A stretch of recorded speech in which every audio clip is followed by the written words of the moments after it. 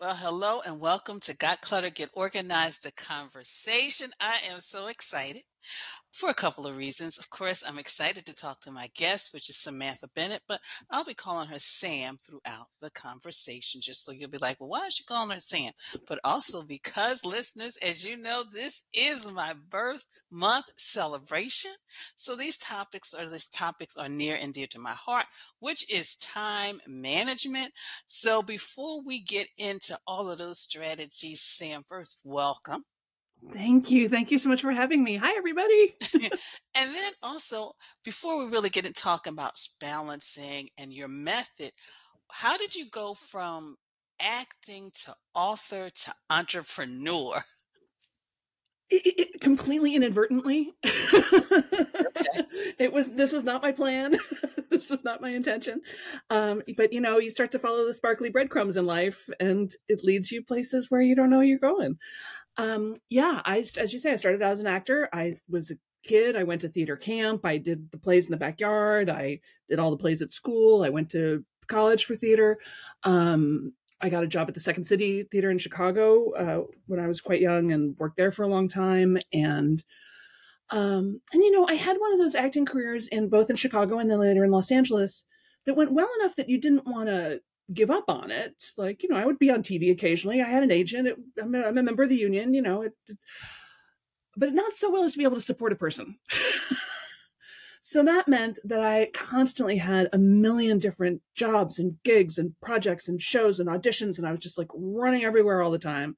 And I did everything. I did scarf tying demonstrations at Lord & Taylor. I did voices for pinball machines. I was a barista. I delivered flowers. I was an executive assistant. I produced radio dramas. Like, you name it, I did it. And then what I didn't know is that I was picking up all these skills to become an entrepreneur. That, like, seeing behind all these little businesses and bigger businesses, I was sort of I was educating myself in how to run a business. Anyway, along the way, I got really interested in this question of how do highly creative people make decisions? How do you know what to do when you could do anything to promote your acting career or your entrepreneurial business? How do you know what to do? Should you have a podcast? Should you start doing YouTube videos? Should you stand on the street corner with a sandwich board? What do you do? And there is no right answer. In the same way with clearing your clutter, there's some best practices, but there's really not a way. There's just your way. So I started to teach this little class called Get It Done in a church basement to maybe 11 people in Van Nuys, California. And it was just one of a lot of things I was doing, but I really enjoyed it. And then in 2009, a couple of things happened in a row that made me go, well, I wonder if I could do this full time. And then I thought, I guess I should order business cards. Like, I built my first website on iWeb, I knew nothing, but I made it my business to learn. And it turns out there's not actually all that much to know about running a business. Mostly treat them like you like them. And it's really just about being of service and good storytelling. And highly creative people do that all day long. So that's an inspiration, especially for somebody who is thinking, I'm not doing the right thing, but this is what I want to do. And you just went from here to there. I love it. I love it, Sam. So you kind of touched on it. You talked about creative people, but you also talked about getting it done. So what is it that we do sometimes when we want to have that work-life balance that maybe we're doing, but really we should, like, you know what? You need to just like not do that anymore, or maybe get another habit or routine. What are some of the things we just not do? And of course, I'm taking notes, Sam, because see, this is a new. I'm excited because I'm like on that next. You know how you had those major birthdays, and for those yeah. people who just are wondering, yes, I'll be 60. So I just want to like, what are some of the things maybe I need to stop doing because I feel like I want to do something a little different with my time. Yeah, that's okay. First of all, if you're what 60 looks like, I'm very excited. You look fantastic. Thank you. Thank Not you. that there's anything wrong with aging or getting old, but seriously, you look marvelous. I want to underline just two little things you said. One is I do talk a lot about creative people. And what I want to make sure everybody understands is I'm talking about you. Everyone is a creative person. Not everyone is artistic, right? There's been a little collapsement between the words creative and artistic, and they're two different things. Everyone is creative. Not everyone is artistic, right? But creativity is about innovative problem solving. If you have ever solved a problem differently than anybody else has ever solved the problem, congratulations, you are a creative genius. And whatever that thing is that you do kind of easily, you sort of love it, it's always been interesting to you, you've always had a real knack for it, especially if nobody else in your family is into it, or like you're like, I don't know why I love Chinese pottery. The minute I saw the Bolshoi Ballet, the minute I saw that I understood that clothes were designed, the minute I started making cupcakes, the minute something, right? There's something that you do that you're just like, I don't know, I just love it. And if somebody woke you up at 3 a.m. and said, hey, we're going to go do this thing, and you would be like, yeah, where's my shoes? I'm coming, yeah, right? Whatever that is your zone of creative genius. And you may have several of them, right? Highly creative people have multiple zones of creative genius, which makes us look like we can never get our shit together. But it's not true. We're just good at a lot of things. But everybody has at least one. And so if you're at that point where you're like, I sort of feel like I want to shake up my life, but I'm not really sure how or where, that is a fantastic place to start. Because you were just given this natural inclination, this natural interest, this natural ability. And that's a great place to start. That's a great place to start. And I like the way you said creative genius, because when you said that, I thought about two friends. One, we discovered she just got into this creative space. She took a cardboard box, some toilet tissue rolls, and some plastic forks and created an African mask. Okay. We were like, what? Yeah. Amazing. And then another friend who is an absolute excellent, pastry chef. And we keep telling her, because she said, you should notice when we get together and you have this spread out, the conversation stops once we get there and we start putting stuff in our mouths. So I like that. And it's very easy to underestimate those things, right? Because they're easy for us. We think, oh, it was just a little pastry platter. It was no big deal. Well, to you, I'd be in the kitchen all day long. It's not going to look like that.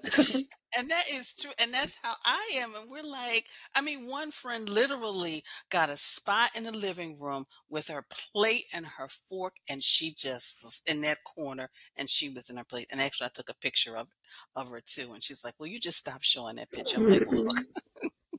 But that's it. And also, I think we're a little trained out of that. I don't know about you, but I got a lot of heat from my parents when I was in high school because my grades were kind of erratic, If I was interested, I did well. And if I wasn't, I didn't. And so I'd get a lot of this, well, Samantha, of course you did well in English and drama, but what about French and calculus?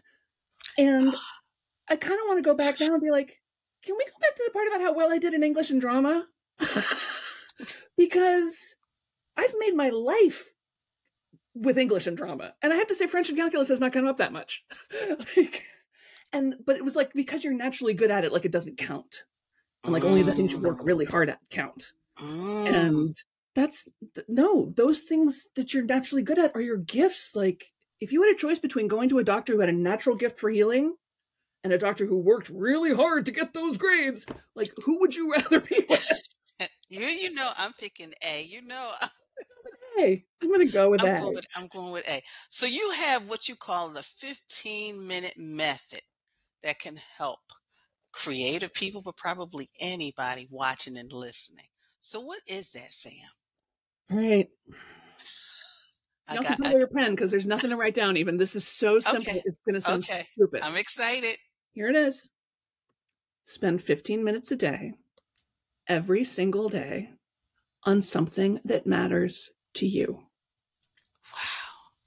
15 minutes a day, every single day, on something that matters to you. I don't care if it matters to anybody else or not. It might, but I don't care if it does. Something that you maybe wouldn't get to otherwise. Something maybe that's just for you. And I'll tell you, Janet, we've started doing this daily practicum.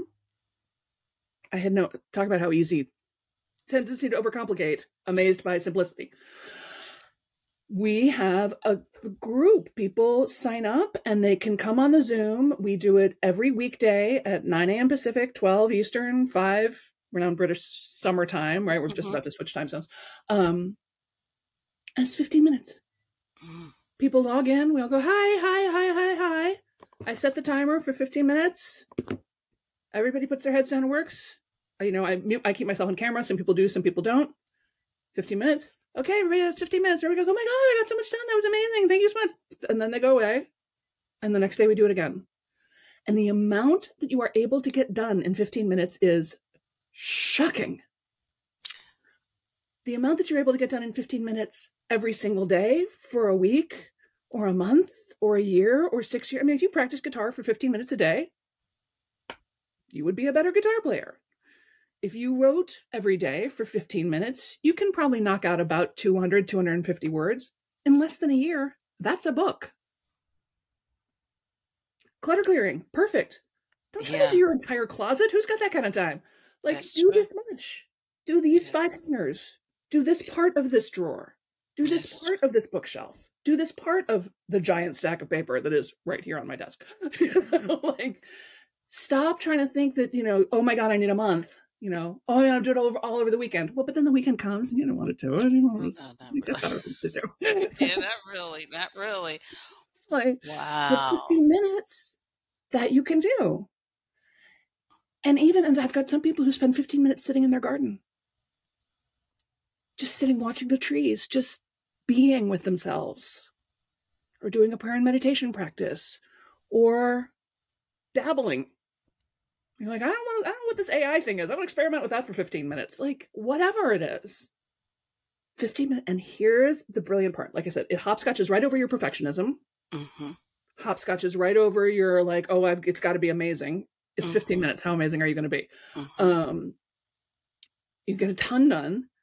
And then, this is my favorite part, there's this sort of spillover effect, this slight sort of divine smugness that comes upon a person when you know you've done something that matters. It's the same feeling you get when you go to the gym in the morning and you spend all day like, that's right, hair toss. Yeah, I was at the gym. How'd you do? Yeah, I'm awesome. Thank you. And when you do that, and so often we just spend all day doing everything for everyone else, and the stuff that really matters to you stays in a drawer, stays locked inside your head, and that's not right. I love that, Samantha. I feel like that was a birthday gift just for me. Thank you so much. I mean, when you think about it, it's like just 15 minutes. Just like you said, somebody was just sitting, just being still, or sometimes you could just get a couple things, or even you could just like throw out stuff in the junk drawer. You don't even have to just throw out, whatever. Oh my gosh. Let's all do it right now. Find the pen that doesn't work. There's a pen on your desk that doesn't work. Yes. I just had one the other day. Yes. Throw it away right now. This is it. Yeah. Goodbye. Yeah. You're going. Done. Oh my goodness, yes. Just simple things like that. Oh my goodness. 15 minutes of jumping jacks, 15 minutes of food prep, 15, you prep a salad for the next day. Like, you can get stuff done. And we all, we have these big dreams of changing our lives, but change is tiny and incremental, It's that little 1 degree shift. Right? You don't need to change everything about your life. You probably don't even want to change everything about your life. You like your friends. You like your life. You like, you like who you are. Just that little 1 degree shift. And all of a sudden, it's just like programming a rocket, right? A 1 degree shift, that rocket's going to end up in a totally different location. Wow. Okay. All right. What a wonderful way to start off my birth month. So, Samantha, with all that you do for your clients, how do you keep yourself organized? Because you got your clients, you got your personal life, you might have things in the community, friends, family, whatever. How do you stay organized? I finally made my own planner. Because I was tired of like I had my date book and I had my journal and then I had my spiritual journal and then I had my to-do lists and then I had my online calendar, and I was like, this is too many things. This is too many things in too many places. And So yeah, I created my I created my own planner, and part of it, it's paper. I like writing things down by hand. I'm kind of an Mhm. analog girl. I Mhm. still keep my online calendar because my team needs to know where I am. Mhm. Mhm. But mostly I keep it in paper, and it's big, full 8.5 by 11 sheets. And there's a couple things about it. One is every day you get a prioritizer, and it's a little different maybe than you're used to thinking about prioritizing. It's got a place to put the name of whatever the thing is, make dentist appointment, clear out spare room, whatever. Um, and what I encourage you to do is, first of all, just think of a new name for it. Sometimes we don't get to things because they sound like homework. Like clear out Yes. spare room is like, oh, that sounds awful. That is true. That's true. Right? But if we think free up the upstairs room for wonderful visitors, create my arts and create my studio, create my sanctuary. Well, that sounds like fun. I would love to design a sanctuary. That sounds like a blast. Let's do that, right? So, revise my manuscript. That sounds awful. That's right over there with French and calculus. Like, but polish the diamonds of my words to share with the world. Like, oh, okay. It's a little bit like telling a child that a trip to the grocery store is a treasure hunt, but it kind of works. Mhm. Right? Mhm. So change the name of the thing, and then I have a couple columns. So you put the name of the thing, and then how much time do you think it's going to take? How much money is involved, in or out? And on a scale of 1 to 10, how much do you want to do it right now? Mm. And these are 3 really important things, because the time thing, if you cannot put a time to it, that means your project is too big. Mm. Sometimes procrastination means your project is too big, right? Plan Janet's amazing birthday party. I don't know how long that's going to take. That's too big, right? But call her friend, the amazing pastry baker, and make sure that she's on board to make Janet's favorite treats. That's 10 minutes that I can do, right? So you got to if you're not moving forward, bust it up into smaller chunks and put a time on it. And for those of you who chronically underestimate how much time things take, this can be an excellent practice for you to be like, oh, I keep writing down that it's 20 minutes when really it's 40. No wonder I'm behind every day. Like, okay, let me think about that. So how much time, how much money? And not everything involves money. Some things don't. But I know, especially when I was starting out, I would be like, invoice so-and-so for the $500. I'm like, ugh, invoicing's a drag. Like, I'll do it tomorrow. It's like, no, it's $500. Let's do that today. Let's do that Mhm. first. Mhm. Mhm. If you want more money in your life, pay more attention to the money, right? And then just inclination. Like, oh, I really want to do that. Oh, good. Mhm. All right, let's leverage that. Or, wow, I know it's important, but I really don't want to do it. Like, I'm not feeling it. Great. Mm. Prep those receipts for taxes. Yeah. Oh yeah. Yeah. I'm gonna stop waiting for the morning that I'm like, yay, let's do it. Like, that morning's not coming. So how else do I motivate myself? Well, I get a buddy maybe, and I say, hey, look, let's spend 15 minutes doing our thing. I'm gonna do it right now. I'm gonna call you back in 15 minutes, and I'll tell you how far I got. Like, can I get some additional accountability? Can I get a coach? Can I get a friend? Can I promise myself a special present if I do it? Like, what are the ways you can actually motivate yourself? And then you can, or does it even really need to be done at all? Sometimes you're like, you know what, I don't want to, and no one cares. Like, screw it. That's true. That is Cross it true. off the list. Free yourself. That is true. That is true. So how can someone connect you to get your book, to get the planner, to work with you? Yes, come over to therealsambennett.com. Just therealsambennett.com. And I'm the real Sam Bennett on all the socials. My team keeps threatening to make the fake Sam Bennett. But don't go there. That'll be like my OnlyFans account. Yeah, come over to therealsambennett.com and just hop on whatever the freebie is. And there's one where you can get a free of that 7-day, a downloadable version of that planner, just a 7-day version, so you can sort of check it out and see if it works for you. There's some other fun stuff in there.